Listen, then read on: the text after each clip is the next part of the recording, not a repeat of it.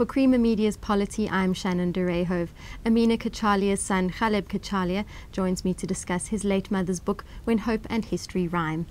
Welcome, Ebrahim. Thank you. Your mother, Amina Cachalia, a towering figure in South Africa's anti-apartheid politics, passed away recently, and now her posthumous autobiography has been published. What role did you play in helping her write this book? Well, my mother started writing this book a few years ago, mainly as a chronicle for her grandchildren. Then it evolved into something considerably more. And as it evolved, I became more involved in it because she needed some assistance with it. Not with the writing per se, but with the management of the project, the herding of the cats to get everything in place, bounce stuff off, a bit of editing here and there. So I basically took on the role of project managing and general dog's body for the book. Yeah. And it's quite a substantial book, so there must have been quite a lot of work. Firstly, she wrote it all in longhand, which meant it all had to be transcribed, and then that had to be edited, and then it's extremely rich in terms of photographic material. So there was a ton of photographs and other visual material that had to be marshaled, sorted, captioned, permission sought, and all sorts of things. So I had to. I got various people to do various tasks, some paid for, some unpaid for, and then I managed the project as a whole to ensure that it happened, and mercifully it got published just as she died. Sadly, she didn't see a copy of the book, but she'd seen proofs and she'd seen the layout and the like. So we have a book as a testament.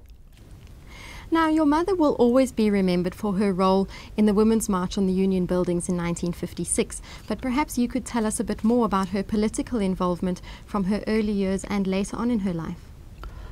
Well, let me just start with 1956 because it was the year I was born and she was pregnant with me, so I was the only man on the march. Congratulations. Yeah, no, my mum's political involvement began around the dinner table of their home as she grew up in an intensely political family. Her father was a companion and confidant and professional associate of Mahatma Gandhi, as was my paternal grandfather. So she came from an intensely political home. Her sister was involved in the first passive resistance campaign in the 1940s, and when my mother was a little slip of a girl, she was very keen to do so, to get involved herself, and she did on the coattails, if you like, of her sister. And she and then it was just onward and upward involvement in politics, because that was the bread and butter of the table they sat around. Now, your mother was very close to Nelson Mandela and other anti-apartheid leaders, many of whom took up government office after the coming of democracy in 1994. Why do you think your mother chose not to take part or become a member of parliament post-1994? Well, I know exactly why, because she canvassed it with us and discussed it with my sister and I particularly.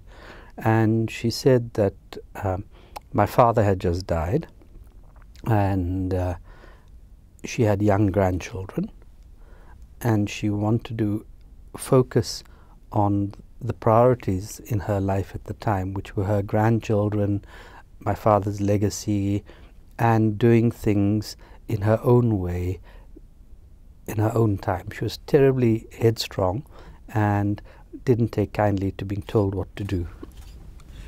Now, what are your fondest memories of your mother?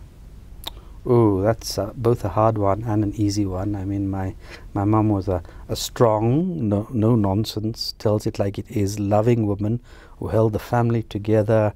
You must remember that the household that I grew up in was unusual in that my parents were, my mother banned and my father house arrested, so it was an unusual household.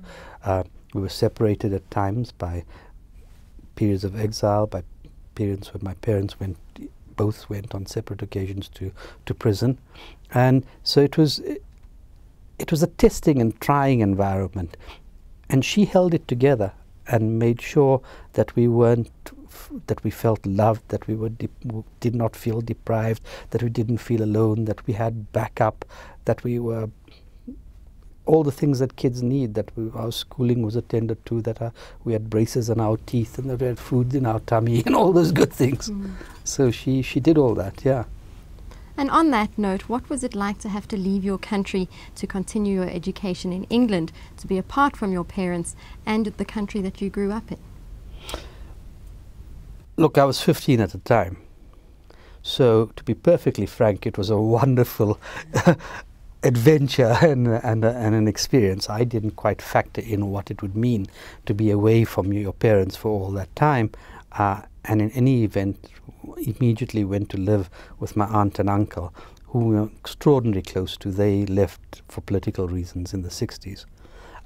So we had a home from home, and we were very well connected. We spoke on the telephone. We wrote copious letters, of which I've got all the copies.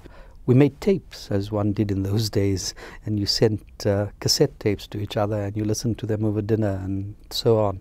So we kept in touch, and we kept it together. And then when I finally was given a passport for 6 months, I came back.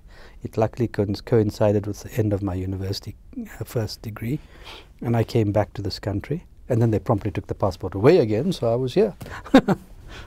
That sounds like an interesting life. I guess it was, yeah.